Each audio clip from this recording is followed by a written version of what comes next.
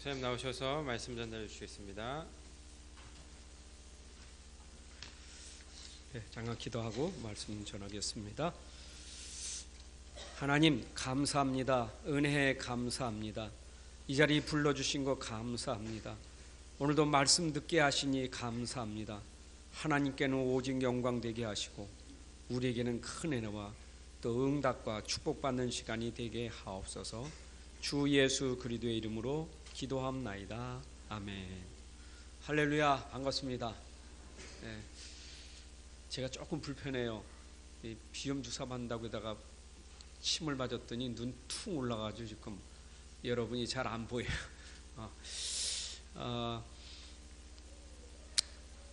잘 봐야 되거든요. 사람들 잘 봐야지 잘못 보면 큰일 나요. 도둑놈이 도둑질에 들어갔는데 마침 들어간 집이 형사집이요. 들어가는데 잘 들어가야 되거든요. 그 이번 요셉의 형제들이 요셉 잘못 봤잖아요.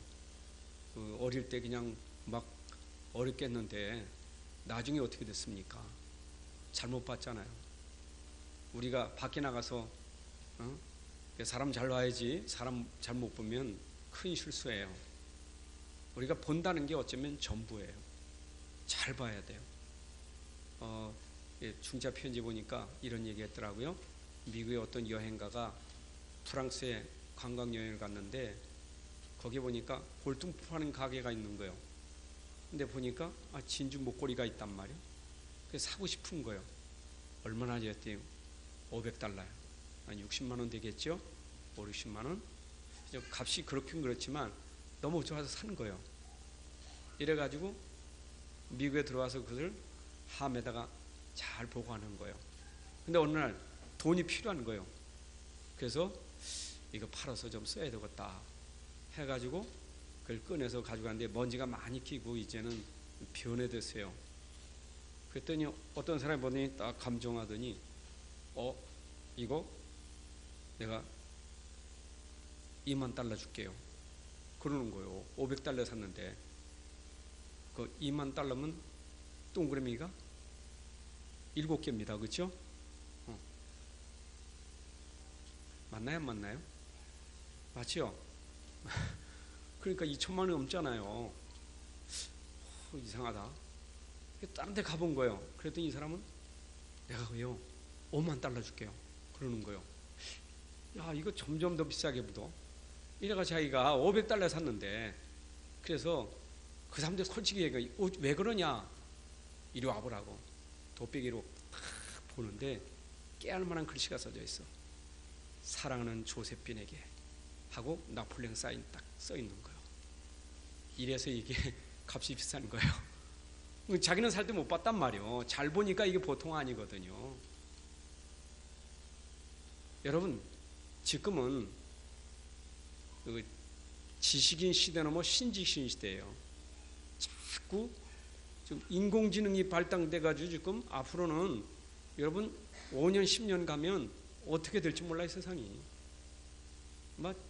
뭐 요즘 뉴스에서 보면 일본에서는 뭐 그냥 손만 이렇게 움직이면 의자들이 제자리에 싹 들어갔다가 이렇게 하면 의자가 싹 나오고 그래요. 뭐 차도 막 뚜껑 확 열리고 의자 베일이 되고 카펫 그 커피숍이들만큼 아주 이게 시대가 엄청 발달되고 있어요. 이게 신지식이잖아요. 근데 그걸 뛰어넘는 지식이 어디 있느냐? 하나님 말씀에 있어요. 세상에 절대 알 수 없는 지식이 어디 있느냐? 여기 있다니까.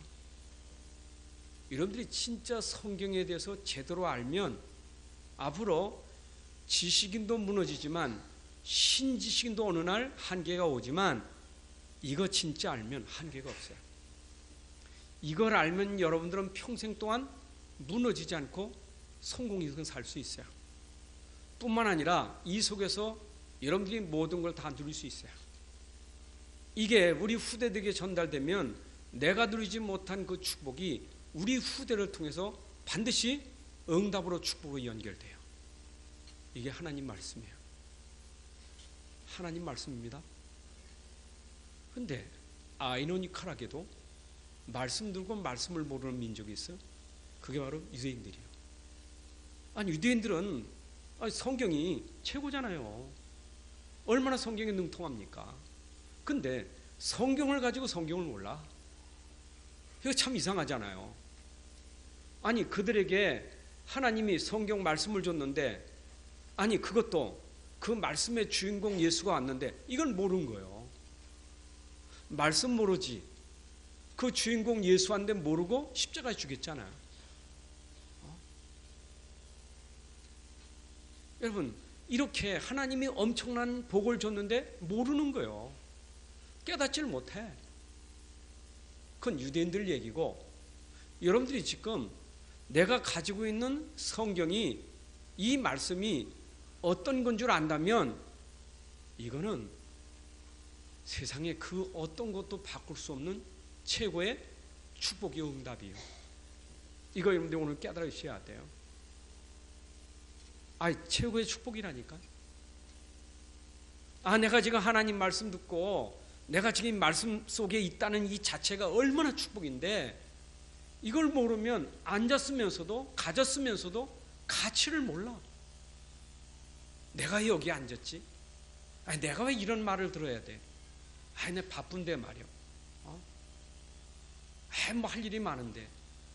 여러분 바쁘고 할 일 많은 것보다 더 가치 있는 일이 바로 이 자리에서 말씀 듣는 거예요.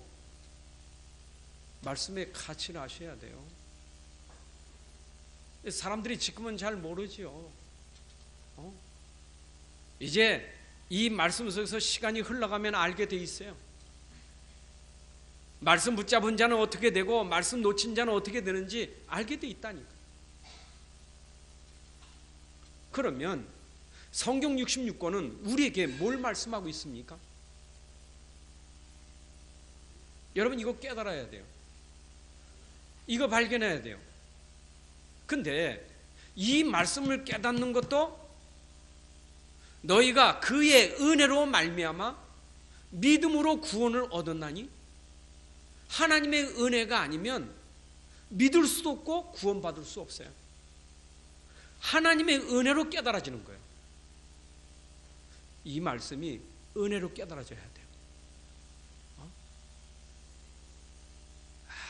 진짜 이거는 사람에게서 나는 것도 아니요, 이건 하나님께로부터 오는 선물이요.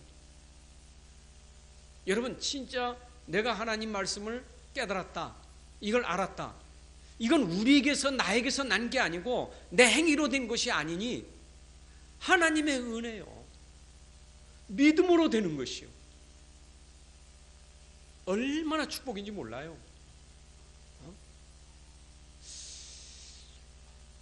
저는 지금 이 속에 들어와서 태어나서부터 내 과거의 삶과 오늘 이 자리 생각해 보면 진짜 기적이에요. 이건 은혜 중에 은혜고 진짜 기적이에요. 여러분 잘 들으세요. 오늘 설교 시간이지만 설교를 넘어서 인생 얘기를 들으셔야 돼요. 이게 인생 스토리요. 이 책을 쓴 사람들이 그냥 쓴 게 아니라 자기 인생을 쓴 거예요. 증인의 책이요.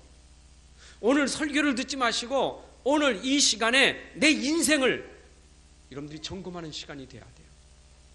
인생과 관계되어 있어요.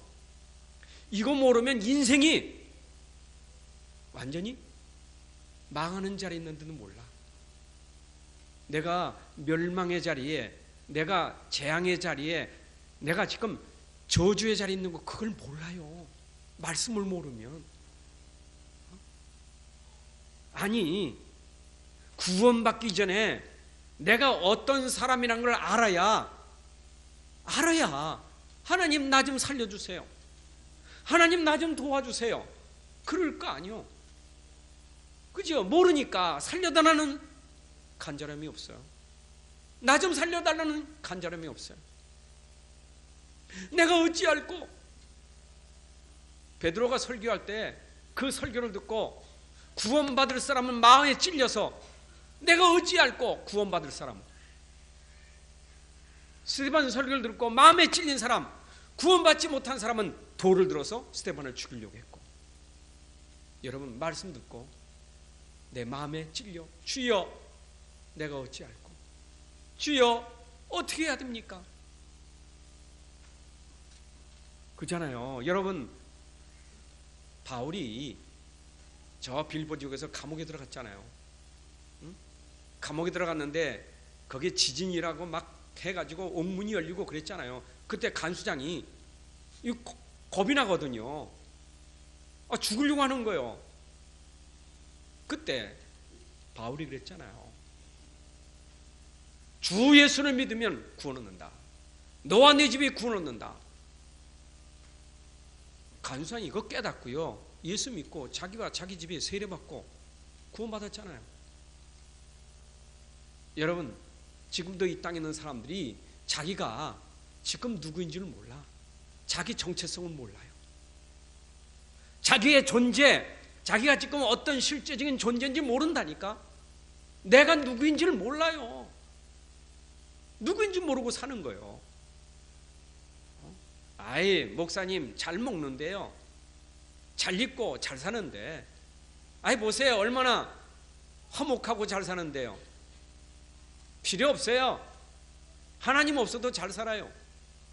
이래 자기를 몰라요. 여러분 성경은 우리 인생들에게 반드시 없어서는 안 될 절대적인 하나님의 말씀이에요. 없으면 안 돼요. 왜냐? 모든 인생은 처음부터, 아예 날 때부터, 처음부터, 오래전부터 우리가 가지고 있는 진짜 문제가 있는데, 그 문제가 하나님 떠난 원죄 문제요, 영적 문제요, 근본의 문제인데, 이거 해결하지 않으면 결국은 그 오래된 문제가, 근본의 문제가, 영적 문제가 우리를 실패 인생을 만드는 거예요. 우리는요 착각하잖아요. 아이고 어제 괜찮더니 오늘 또 문제가 생겼다고. 아이고 옛날에 안 그런데 지금 또 문제가 생겼다고. 제가 안 그러더니 왜 요새 저렇게 우린 자꾸 착각해요. 일어난 문제가 그때 생긴 게 아니라 벌써 오래된 문제예요. 그게 우리에게 영세전부터 가지고 있었던 문제예요. 흑암 어두운 공허 속에 있었던 문제예요. 이 문제 해결하는 길이 하나님 말씀에 있어요. 그 말씀이 구약에 예언된 말씀인데, 그 예언의 말씀이 우리를 구원하는 복음이에요. 여러분 그리스도의 복음입니다. 메시아가 우리를 구원해요. 메시아가 오셔야 우리를 구원해요. 그래서 구약 성경은 예언의 책이에요. 모든 인생의 처음부터 하나님 떠나서 근본적인 영적 문제를 가지고 있는데, 이 문제를 해결하는 길은 오직 메시아 아니면 안 된다. 그 메시아를 보내겠다고 약속하는 것이 구약 성경이에요. 그럼 신약 성경은 뭡니까? 그 메시아가 오셨다 이 말이에요. 구약 성경과 신약 성경이 별개가 아니라 연결된 얘기예요. 말라기와 마태복음이 끊어진 얘기가 아니라 연결된 얘기요. 그렇잖아요. 마태복음에서 마태가 기록한 것은 말라기고 이것은 다른 게 아니고, 마태복음을 쓰면서 이것은 구약 때부터 말하던 그 메시아 왕이 곧 예수다 이 말이에요. 그게 마태복음이에요. 그래서 복음에는 예수님이 바로 구약에 말하던 메시아 그리스도시다, 이걸 말하고 있는 게 복음서예요. 그래서 우리 인생의 답은 구약에서 말하고 있던 그 복음, 신약에 말하고 있는 복음, 그 주인공이 누구냐? 예수 그리스도시다 이 말이에요. 예수만이 우리를 구원할 구원자 그리스도이신 줄로 믿습니다. 아들을 낳으리니 이름을 예수라라. 이는 저가 자기 백성을 저희 죄에서 구원할 자이심이라. 여러분 예수님은 나실 때부터 천사를 통해서 그 이름까지 지어줬다니까. 예수라라. 그 예수는 자기 백성을 저희 죄에서 구원할 자다. 여러분 예수 믿어야 구원받습니다. 구원받았는데 뭐 구원받은 사람이 또 구원 얘기냐? 아니요. 그래서 사도행전은 뭐냐? 구원받은 사람이 현장에서 어떻게 구원의 역사를 이뤄가는지 사도행전에 기록되어 있는 거예요. 그렇잖아요. 사도행전은 보세요. 사도행전은 성령행전이라고 그래요. 전도행전이라고 그래요. 그래서 사도행전에서는 계속해서 성령의 역사로 그리스도가 증거되니 그 현장이 뒤집어지고 좀 바뀌어지는 거예요. 그게 사도행전이요. 네? 아니, 누가복음 누가가 기록했지만 사도행전 누가 기록했다니까? 그럼 누가가 지금 누가복음에서 구약에 말하던 그 메시아가 바로 예수라고 말했는데 그 말한 것을 데오빌로 각하에게 현장에서 바로 이분이 그리스도라는 것을 죽었다가 부활하신 이분이 바로 그리스도신데 이분만이 우리 현장을 변화시킬 수 있는 분이다. 이걸 가르쳐주고 쓴 것이 바로 사도행전이에요. 그러면 사도행전의 현장과 우리 현장이 달라요? 똑같죠. 옛날이나 지금이나 아담 시대나 아브라함 시대나 그리고 예수님 시대나 그리고 바울 시대나 이 시대나 현장은 똑같아요. 시대는 다르고 나라는 다르고 사람은 달라도 가지고 있는 문제는 똑같아요. 똑같아. 여러분들이 지금 가지고 있는 문제가 나이 따라서 계급 따라서 여러분들의 형편 따라 문제는 다르지만 근본적인 문제는 똑같아요. 똑같아요. 이걸 아셔야 된다니까. 아이고 저 사람은 돈이 없어서, 저 사람은 질병 때문에, 저 사람은 자식 때문에, 저 사람은 부부 문제 때문에. 그 말하는 것이 틀린 건 아니나 근본으로 말하면 영적인 문제는 똑같아요. 그게 우리 현장이라니까. 그러니까 옛날하고 지금하고 현장이 똑같습니까? 현장의 문화가 똑같으면 다르잖아요. 문화가 다르잖아요. 미국과 우리가 문화가 다르잖아요. 일본과 우리가 문화가 다르잖아요. 문화는 달라도 복음은 절대적인 거예요. 왜냐? 근본의 문제이기 때문에. 일본도 복음 아니면 안 돼요. 미국도 복음 아니면 안 돼요. 나도 복음 아니면 안 되고 여러분도 복음 아니면 안 돼요. 왜냐? 우리가 가진 문제는 똑같은 영적인 문제이기 때문에. 그래서 사도행전에서 근본의 문제를 알고 있는 사도들이 그 현장에서 그리스도를 전파하는 거예요. 그래서 사도행전에서 1장부터 28장까지 딱 둘로 쪼개서 1장부터 12장까지는 주로 베드로의 사역, 13장부터 28장은 주로 바울의 사역. 그래서 베드로와 바울이 그 현장에서, 그 현장 속에서 그리스도를 전파하니 그 현장이 변화되는 역사가 일어나요. 여러분, 그렇다면 지금도 그리스도 복음이 전파되면 우리 현장에 근본의 영적 문제 치유되고 여러분 문제 해결될 줄로 믿습니다. 진짜입니다. 여러분 자꾸 그 껍데기 문제에 잡혀서 그 껍데기 문제에 우리가 묶여 있으면 그게 기복주의고 그게 종교예요. 근본을 모르고 영적 문제 모르면 우리가 자꾸 육신에 묶여버려요. 육신 문제보다 더 중요한 게 있어요. 근본의 문제라니까. 여러분들이 오늘 와서 내가 그리스도가 진짜 나에게 왜 절대적인가? 육신 문제 때문이 아니라니까. 여러분, 육신 문제 때문이 아니요. 속으면 안 돼요. 또 이런 말씀 속에 있는 기이한 비밀을 모르면 속아가지고 교회 와서 아직도 육신 문제에 자꾸 걸려가지고 이게 올무가 돼가지고 여기 자꾸 속고 있다니까. 여러분 가지고 있는 육신 문제는 근본이 해결되면 치유되게 돼 있어요. 맞아요? 내 영이 살면 살게 돼 있다니까. 여러분 영혼이 살면 살게 돼 있어요. 내 영혼이 달리면 범사가 잘 되고 강건하게 돼 있어요. 오늘 말씀 들어서 내 영혼이 살면 다 살게 돼 있어요. 육신에 속지 말고 내 영혼이 오늘 최고의 영적 서밋이 돼야 돼요. 그게 오늘 우리가 회복할 사도행전의 메시지예요. 이거 오늘 여러분들이 놓치면 안 돼요. 그래서 사도행전에서 그들이 진짜 붙잡고 갔던 그 언약이 사도행전 1장에서 나와 있는 거예요. 죽으셨다가 부활하신 그리스도께서 그들에게 약속한 것이 뭡니까? 40일 동안 계속해서 이 예수님이, 부활하신 예수님이 가르친 게 뭡니까? 하나님 나라의 일을 말씀하셨다.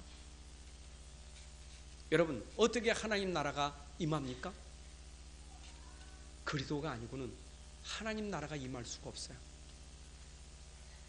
여러분 마음속에 어둠이 물러가고 빛이 임할 수 있는 것은 그리스도밖에 없어요. 여러분 가정에 흑암과 재앙이 무너지고 진짜 참 축복이 임하려면 그리스도밖에 없어요. 그래서 여러분들이 진짜 그리스도를 붙잡아야 내 안에 하나님 나라가 이루어지는 것이 하나님 뜻이에요. 그게 우리에게 실현돼야 돼요.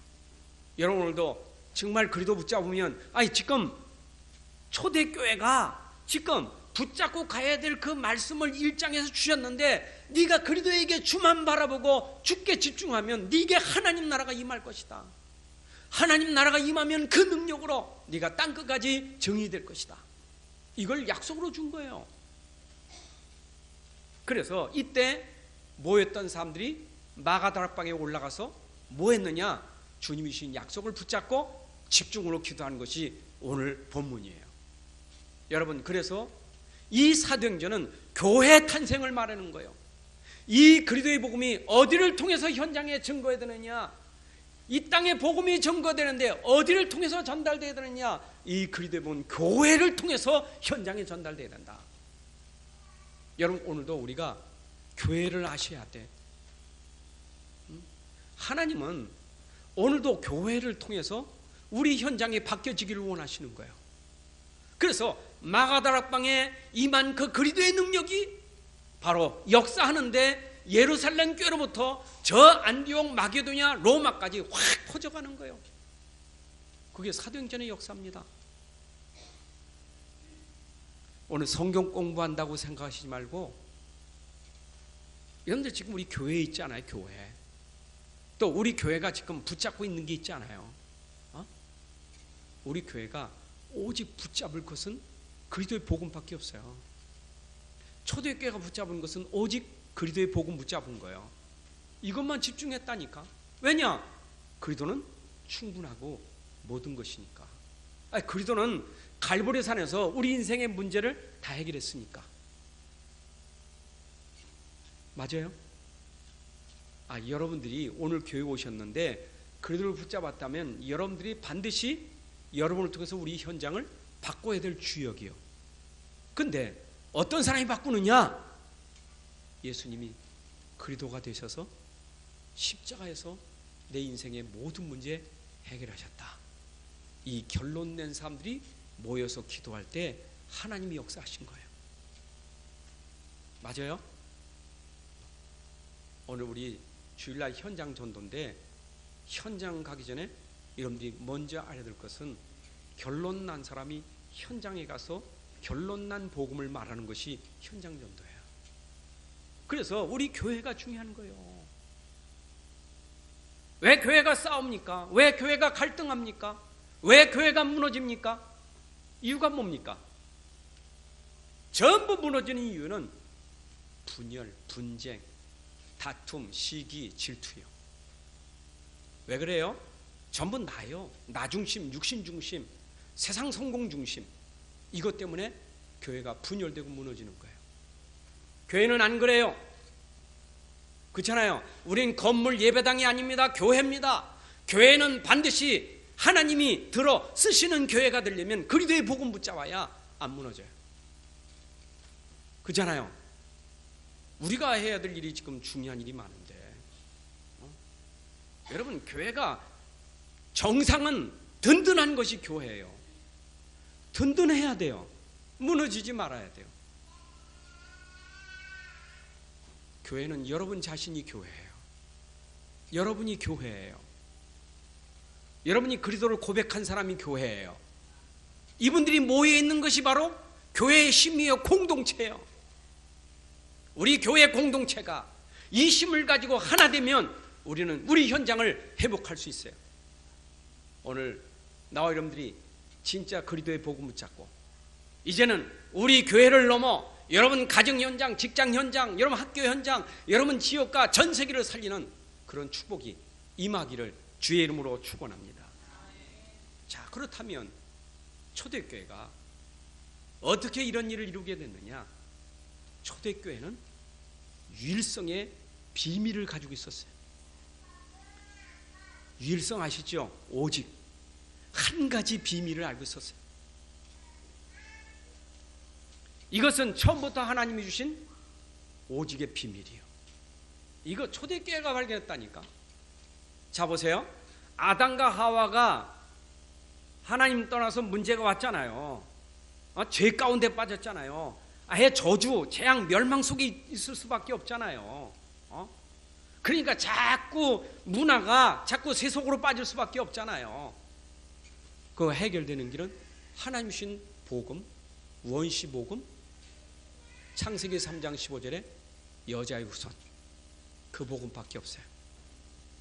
이 복음을 아는 사람을 통해서 하나님이 역사하시는 거예요. 초대교회가 이걸 가지고 있었어요. 그죠? 시대마다 이 원시 복음, 이 오직의 복음을 모르면 반드시 오는 게 뭐냐? 반드시 포로되고 전쟁 터지고 재앙이 올 수밖에 없어요. 몰라서. 근데 누가 그 전쟁을 끊어버리고 재앙을 막았느냐? 소수의 사람이지만 오직을 아는 사람을 통해서 했다 이 말이에요. 그렇잖아요. 이스라엘 백성들이 애굽에 가서 400년 동안 노예가 됐는데 몰라요. 왜 노예가 됐는지. 왜 노예가 됐습니까? 애굽에 노예가 됐습니까? 그러면 요셉이 끌려갔습니까? 노예로 끌려갔습니까? 모세가 비참하게 궁궐에 들어갔습니까? 그게 아니요. 하나님은 벌써 이 비밀을 아는 사람 거기에 파송한 거예요. 노예가 아니요. 요셉은 노예로 간 게 아니요. 파송된 선교사요. 여러분, 아는 사람은 그 현장의 선교사가 되는 것이고 모르면 재앙받는 거예요. 여러분들이 오늘 진짜 오직을 알아야 내 가정 속에 무너지는 속에 같이 무너지는 재앙받는 사람이 아니라 여러분들은 여러분 가정에 파송된 가정 선교사예요. 오직을 알아야 돼요. 우리가 모르니까. 안 그래요? 사도행전에 지금 말하고 있는 유일성이요. 베드로 그랬잖아요. 저 안진뱅이 40년 동안 안진뱅이. 사람들은 모르잖아요. 불쌍하지. 돈 주고 은 주고 금 주고 업어 주고 봉사해 주고 필요 없는 게 아니잖아요. 그런데 그것이 그 사람 문제 해결하는 게 아니잖아요. 그 사람이 왜 그렇습니까? 사실은 안진뱅이가 구걸하는 사람이라 할지라도 저 사람이 진짜 하나님 아는 사람이면 돈 구걸하지 않아요. 나를 이왕 어보다 주는 거 성전 안에다가 어보다 글로 좀 나 좀 데려달랄 거예요. 그렇잖아요. 성전에 오는 사람이 안진뱅이 무슨 상관이 있어요? 거기 가서 찬양을 부를 수 있잖아요. 근데 이 사람은 몰라. 성전 미문에 앉아서 구걸만 하고 있지. 베드로가 봤잖아요. 내게는 금과 금은 없지만 내게 있는 건 네게 주노니 나사렛 예수 그리스도의 이름으로 일어나 걸어라. 이거 보세요. 근본 문제를 해결해버리니까 안진뱅이요. 일어났으니 이제 돈 금 받을 필요 없어. 성전에 들어가서 예배드리고 찬양하잖아요. 이것이 베드로가 예수 그리스도의 이름으로 일어나라. 이 일로 인해서 얼마나 초대교회가 핍박이 많았습니까? 베드로 얼마나 어렵겠습니까? 법정에 세우고 베드로에게 그 말하지 마라. 나는 천하 인간의 구원을 주만 다른 이름이 없다 이 말. 구원을 줄 이름은 오직 예수밖에 없다. 여러분, 유일성을 깨달은 베드로예요. 이해되십니까? 여러분들 이거 아셔야 돼요. 지금 교회를 통해서 복음 듣습니다. 여러분들이 지금 교회를 통해서 내가 사는 시간이요. 내가 사는 시간이라니까. 내가 살아야 될 거 아니요. 교회를 통해서 내가 살아야 될 거 아니요. 집은 고사하고 사무실, 직장, 학교는 좀 놔두고 내가 살아야 될 거 아니에요. 내가 살아야 되지. 내가 살아야 되잖아요. 내가 어떻게 삽니까? 오직을 알아야 돼. 오직 모르면 큰일 나요. 그러니까 오직도 안 됐으니 교회 와가지고 사는 게 아니라 막 힘들고 죽을 지경이요. 교회 오니까 미치겠어 말이야. 사는 게 아니요. 그런 사람이 현장에 가면 어떻게 되겠어요? 같이 망하는 거예요. 같이 망해. 아니, 교회에서 왔다 갔다 흔들리는 사람이 현장 가면 같이 망하지요. 여러분, 내가 사는 비밀을 안 사람은 이거로구나, 맞다, 이거로구나, 이거다, 이게 답이로구나. 현장은 보여요. 보여요. 요셉이 본 것처럼, 모세가 본 거 보여요. 왜 그런지 보여요. 왜 저것 때문에 저렇게 힘들어 보여요. 율성이 보여요. 다 있는데 한 가지가 없구나, 그게 보여요. 그렇잖아요. 교회 와서 내가 찾은 게 뭡니까? 내가 한 가지 몰라서 힘들었구나. 이 한 가지면 되는데, 한 가지 예수면 되는데, 예수님은 그리스도신데, 이거 알면 내가 살잖아요. 여러분, 현장이 사는 길은 예수면 됩니다. 그래서 우리가 금과 은은 내게 없거니와 내게 있는 건 내게 주느니 예수 이름으로. 여러분들, 이게 바로 현장이요, 사도행전이요.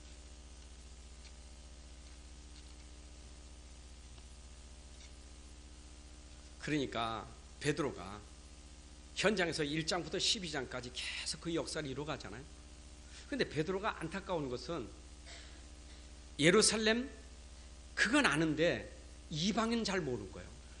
그래서 15장 들어가게 되면 예루살렘 교회가 베드로가 고넬료에게 전도한 가지고 자꾸 시비하잖아요. 어떻게 무할례자에게 복음을 전하느냐, 어디 거기 가서 같이 식사 부르느냐.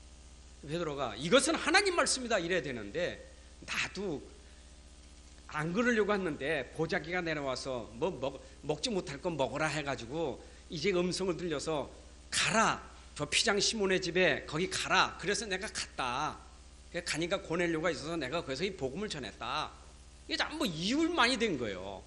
모르니까, 이방을 몰라니까. 그래서 그때 이방을 아는 이방 임금을 살릴 사울을 하나님이 들어 쓰신 거예요. 그래서 12장까지는 베드로 사역이라면 13장부터는 선교의 사역을 누가 감당하느냐? 바울이 사용하는 거예요. 그럼 바울이 보세요. 13장부터 가서 뭘 얘기합니까? 바울이 자기를 꼬꾸라뜨리게 한 담에서 또상에서 자기를 만난 예수 전하잖아요. 나를 꼬꾸라뜨렸어. 나는 이때까지 예수 없이 내가 열심히 하면 구원받을 줄 알았다니까. 내가 가진 종교, 유대 종교면 나도 이 민족이 잘 살고, 이 민족 가운데 이 민족이 이게 세계를 지배하는 그런 민족 착각하는 거예요. 그때 됩니까? 안 되잖아요. 안 되잖아요. 자기가 의롭게 안 되잖아요. 자기 문제가 해결 안 되잖아요. 그래서 사울이 핍박하러 가다가 꼬꾸라지잖아요. 핍박하는 예수 만나잖아요. 뒤집어진 거예요. 이래가지고 예수가 그때부터, 바울이 이때부터 예수만 말하는 거예요. 그게 바로 선교 현장이에요. 여러분, 사도행전이 보이십니까? 이게 여러분들 보이셔야 돼. 사도행전에서 그리스도만 전파하니 현장이 변화되더라 이 말이에요. 무속이든 무당이든 우상이든 미신이든 저 박수든 귀신 들린 사람이든 예수 이름이 전파되니 다 꺾어지고 죽게로 돌아오더라. 예수 이름 아니면 안 돼. 그잖아. 예수 이름 아니면 안 된다니까. 여러분, 무당에게 잡혀있는 그 귀신을 누가 꺾을 수 있겠어요? 종교는 절대 못해요. 열심히 다니는 사람 열심히 하는 거 좋지만 열심 가지고 꺾는 게 아니요. 그잖아. 열심 가지고 꺾는 게 아니라니까. 열심 안 해도 예수 이름의 능력 있으면 꺾고 구원할 수 있어요. 그래서 사도행전은 전도행전이라는 것이 바로 오직 복음 전달하는 행전이다 이 말이에요. 복음 전달한다 그 말이에요. 여러분, 사도행전에서 복음을 전달했는데 강단의 말씀을 받은 여러분들이 현장에 복음 전달하는 전도자가 되시기 바랍니다. 그게 우리가 받을 축복이요. 전달해야 돼, 전달해야 돼요. 나를 살린 이 복음이 현장에 전달돼야 살아날 수 있어요. 나를 구원하신 이 복음이 전달돼야 구원받을 수 있어요. 그렇잖아요. 이걸 모르니까 전달할 마음이 있습니까? 전달할 수 있습니까? 못하잖아요. 근데 오늘 나를 구원한 이 복음을 안다면 현장에 보인단 말이에요. 이 복음만 전달되면 살 텐데. 그래서 우리가 복음 전달하는 것이 어디까지? 땅끝까지. 예루살렘, 유대, 사마리아 땅끝까지. 그게 하나님의 소원이에요. 그래서 3차 선교여행을 바울이 3차 선교여행을 하잖아요. 1차, 2차, 3차 선교여행하고 마지막 로마 가는 4차 여행을 하잖아요. 바울은 그 선교여행 속에서 계속 복음 전하며 가는 곳마다 교회를 일으키는, 교회를 세워가는 그 축복을 응답을 받잖아요. 여러분, 오늘도 여러분들이 복음 가지고 우리 선교운동 해야 돼요. 여러분들 지금 선교 속에 있잖아요. 참 얼마나 감사한지. 우리가 이 복음 가진 사람을 안수해서 선교사로 파송한단 말이요. 안디옥 교회가 선교사를 최초에 파송해서 바로 이 바나바와 바울을 선교사로 파송해서 마게도냐 저 로마까지 살리게 하는데, 지금 우리가 이 복음 가진 사람 파송하잖아요. 우리 교회에서 파송한 선교사님이 있잖아요. 파송하는 거예요. 어떤 사람? 이 복음을 말할 사람 파송하는 거예요. 오직 이 복음이면 된다라는 사람 파송하는 거예요. 그래서 우리는 파송하기도 하고 보내는 선교사가 되기도 하고, 그리고 때로 우리도 그 현장에서 복음을 말할 수 있는 기회가 단기 선교고, 맞죠? 그래서 저는 이번 주에 1박 2일 잠깐 짧은 시간이지만 일본에 단기 선교를 다녀오게 돼요. 우리 선교사님 박재근 선교사님이 계시지만 그 현장에 또 들어가서 내가 누리고 있는 복음을 그 현장에 전달하는 거예요. 그렇잖아요. 이 복음이요, 참 이게 듣는 그 사람들 대상자가 문화에 따라 좀 달라. 사실 일본 가면요, 참 그 불신자 현장 전도하는 것이 굉장히 어려워. 왜냐? 세상적으로 문화적으로 괜찮거든. 속으로는 시달려도. 그러니까 교회가 참 어려워요. 전에도 안 받아. 듣는 것 같은데 아니요. 참 그래서 일본은 교회가 다 조금해. 미국도 그래요. 제가 유영희 선교사님 그 현장에 가서 미국도요, 참 선교가 굉장히 사람들이 잘 안 와요. 뭐 있는 교회도 지금 점점 무너지고 있고. 근데 지금 완전히 복음만 전하면 그냥 구름대같이 몰려드는 데가 있어. 그게 필리핀이요. 근데 필리핀도 잠깐이요. 제가 네팔 가서 복음 전하는데 네팔에서 복음 전하니까 대번에 사람들은 모인다니까. 그죠? 그럼 후진국은 복음 전하면 지금 시간표가 뭐냐? 사람들이 몰려온다니까.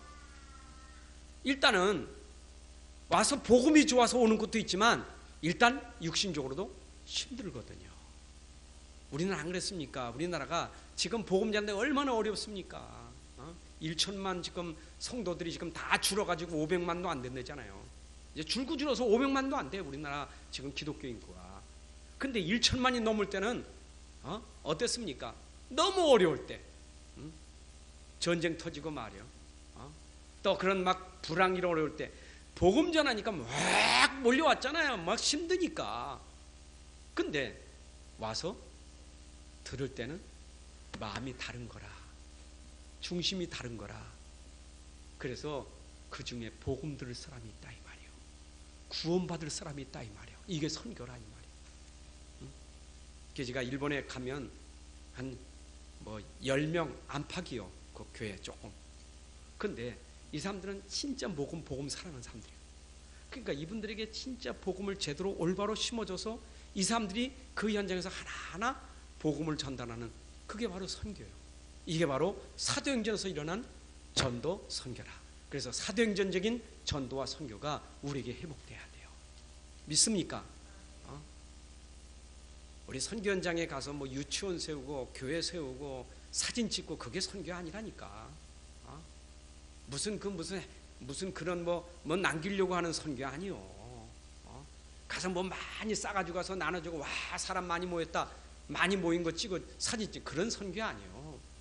우리는요 진짜 복음 전해서 복음 들을 사람, 구원받을 사람들을 살려내야 돼요. 맞습니까? 그래서 이 초대교회가 이렇게 하려니까 어떻게 되느냐, 오직 복음이 충분하기 때문에 복음 하나만 말하게 되는 거예요. 여러분, 복음 전하면 그 복음의 역사는 하나님이 하십니다. 그래서 우리는 복음만 말하면 돼요. 복음 아닌 다른 동기를 가지고 인본주의 쓰고 방법 쓰는 것을 하나님이 싫어하셔요. 복음을 위해서라면 우리가 머리 지혜를 쓸 수 있지만 복음 빠진 인본주의는 하나님이 싫어하셔요. 그래서 우리는 오직 복음이 충분하기 때문에 우리는 오직 복음만 말하는 그런 전도 선교가 돼야 될 줄로 믿습니다. 여러분들 복음만 말해야 돼요. 왜냐? 복음만이 사람을 살릴 수 있기 때문에. 그래서 사람 살리는 전략이 뭐냐? 복음운동이에요. 맞아요? 일단 우리가 교회 안팎에서 복음운동이 일어나야 될 거 아니에요. 여기는 로컬이라면 교회 밖은 파라란 말이에요. 그럼 교회 안에서 우리가 복음운동해야, 오직 복음 말해야 여러분들이 살아나는 것이고, 여러분들이 받은 복음이 나가서 복음 말해야 현장이 살아나는 것이고, 그래서 우리는 교회가 오직 복음 말하고 복음 전달하는 사람이 돼야 돼요. 그게 초대교회가 그랬다니까. 여러분, 초대교회가 핍박받은 것은 다른 이유가 없어요. 복음만 말하기 때문에 핍박받은 거예요. 복음만 말하기 때문에. 그래서 우리에게는 복음만 말하면 우리와 상관없이 하나님이 역사하는 시간표가 오게 돼 있어요. 낙심하지 마세요. 여러분, 복음 아닌 것은 빨리 될 수 있어요. 빨리 됐다고 응답이 아니요. 그럼 다 빨리 된 건 아니냐, 그 말은 아니고요. 우리가 복음만 말했는데 하나님의 시간표에 빨리 올 수도 있고 늦게 올 수도 있어. 그건 하나님의 시간표예요. 여러분들이 현장에서 진짜 복음만 말한다면 하나님께서 시간표를 가지고 빨리 들어오게든 늦게 들어가거든 낙심만 하지 말고 계속 복음 속에서 복음 말하는 주역이 되시길 바랍니다. 여러분 사는 길이요. 자, 그러면 초대교회 보세요. 이제 복음 가진 사도들, 이 교육자들, 선교사들은 현장에서 어떻게 이 축복을 누렸느냐? 이들이, 이 선교사님들이, 이 목회자들이, 사도들이 누렸던 축복은 뭐냐? 복음의 맛을 봤기 때문에 그래요. 여러분, 복음의 참맛을 봐야만 흔들리지 않는 목회자, 선교사 될 수 있어요. 그렇죠? 여러분, 일단은 사도들은 복음의 맛을 봐야 흔들리지 않는, 교육자가 흔들리면 큰일 난다니까. 여러분, 여기 목회자가 흔들리면 큰일 나는 거예요. 제가 흔들리면 교회가 다 흔들리는 거예요. 사단은 누구를 공격하고 있어요? 목회자를 공격하지. 그렇죠? 뭘 가지고? 복음 아닌 거 가지고 공격한다고. 근데 진짜 목회자가 복음의 참맛을 봤다면 흔들리질 않아요. 이런 거 저런 거에 흔들리진 않아요.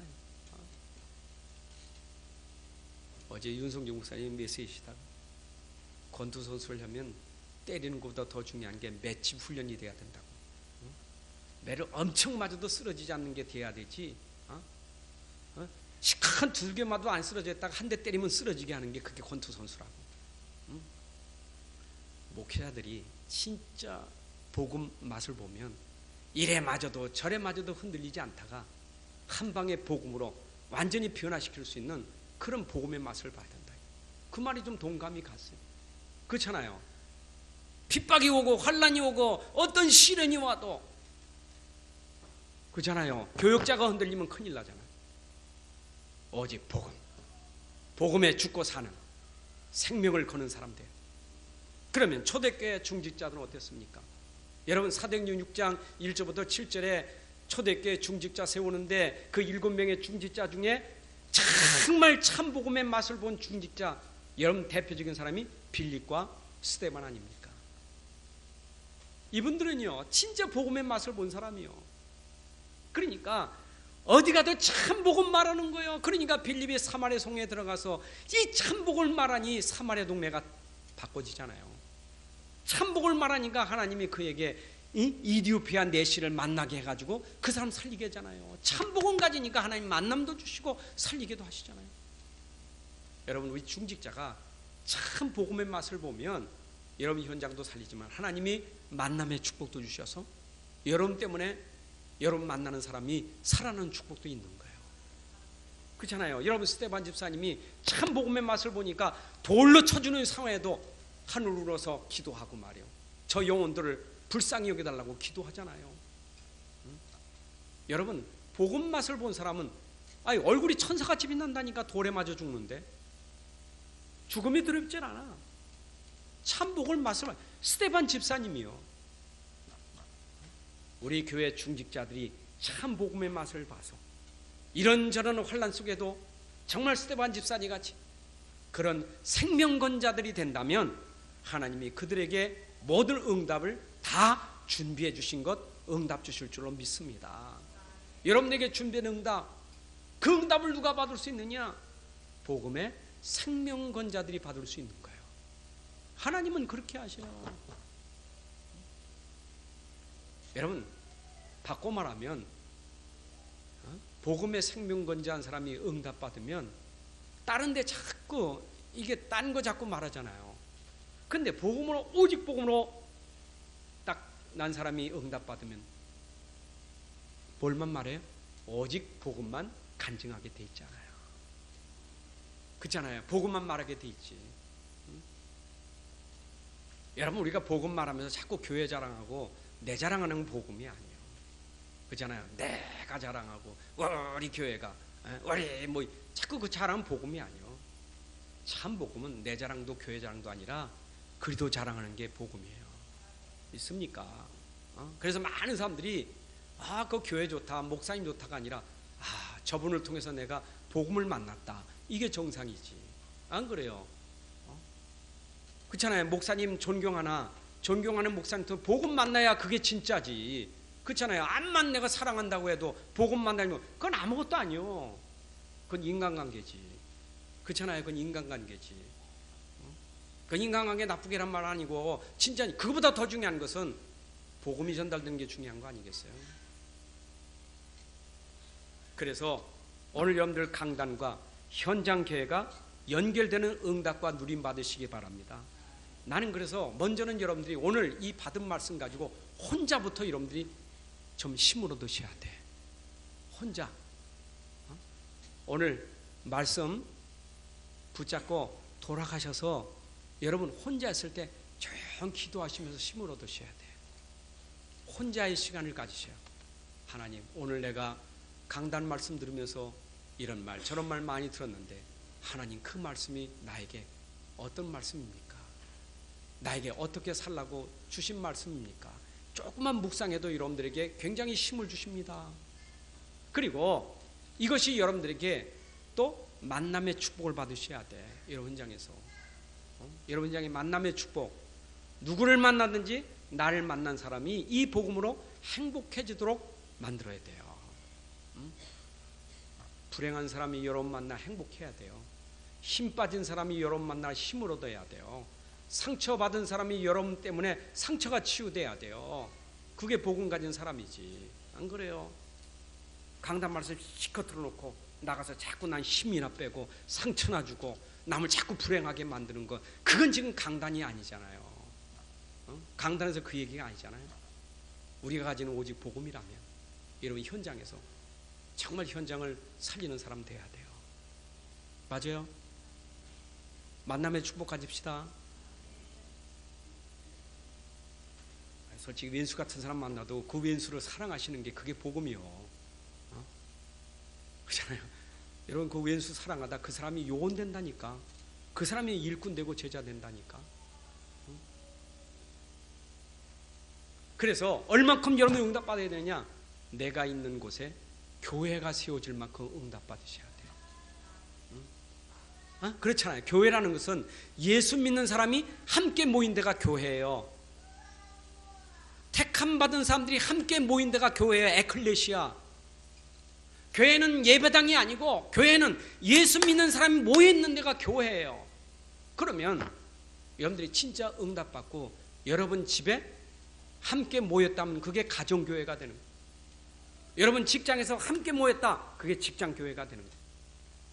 여러분 있는 곳에서 이런 믿는 사람이 함께 모여서 같이 말씀 나누고 찬송도 하고 기도도 하고 이런 시간을 갖는다, 그게 바로 현장 지교예요. 이 축복을 받으셔야 돼요. 아멘. 저는 오늘 말씀 받고 여러분 있는 곳에서 계속 생명운동이 일어나야 돼요. 생명운동이 살아나는 운동이 일어나야 돼요. 살아나는 운동. 살아나는 거 있잖아요. 힘 생기는 거 있잖아요. 힘 생기는 거. 아우 집사님 너무너무 좋아, 우리 또 모이자. 그래야 자꾸 모이는 거지. 그래요. 집사님 우리 모이니까 너무너무 좋아. 근데 우리 둘이 모이니까 너무 아쉽다, 우리 친구 데려오자. 그래서 다시 모여, 또 모여. 그래서 자꾸 모이는 게 그게 지교회 아니겠어요? 여러분 현장에 그런 교회가 일어나야 돼요. 사실은 이 교회보다 더 중요한 것은 여러분 현장 교회예요. 제가 아침마다 기도하는 게 있어요. 우리 모든 성도들이 정말로 현장마다 여러분 있는 모든 자리마다 전부 말씀 운동이 일어나는 교회가 되게 하여 주옵소서. 그 시작을 어디서부터? 가정에서부터 시작되라 이 말이에요. 가정 예배가 아니고, 지금 가정 예배를 얘기하는 게 아니에요. 가정에 모여서 지금 예배 드리는 그거보다 더 중요한 게 아니에요. 여러분 가정에서부터 만남의 축복을 가지시라 이 말이에요. 예배 드리면서 싸우지 말고, 사실 가정 안에서 우리가 만남이 축복돼서 얼마나 당신 만나니까 너무 행복해. 나는 안 믿지만 당신 진짜 믿는데 진짜 믿는 것 같아. 이 감동이 돼야 되지. 그 어느 교회 나가? 당신 교회 진짜 좋은 교회네. 내 언제가 가긴 가는데 지금은 아니거든. 좀 기다려줘. 이 정도로 감동돼야 되지. 야, 나 가도 네 교회는 절대 안 간다. 그러면 되겠어요? 예배보다 더 중요한 거, 내 가정을 살리는 교회가 돼야 돼요. 그래서 강단과 여러분 현장이 매칭이 되는 사도행전적인 그 축복이 일어나기를 주님의 이름으로 축원합니다. 하나님 아버지 감사합니다. 오늘도 귀한 시간에 주신 말씀이 나 자신이 살아나고 이것이 우리 현장을 회복하는 말씀이 되게 하여 주옵소서. 사도행전적인 성령의 역사가 일어나게 하옵소서. 사도행전에 일어났던 전도와 선교의 역사가 일어나게 하여 주옵소서. 저들 현장마다 사람 살리는 교회가 회복되게 하여 주옵소서. 주 예수 그리스도의 이름으로 기도합나이다.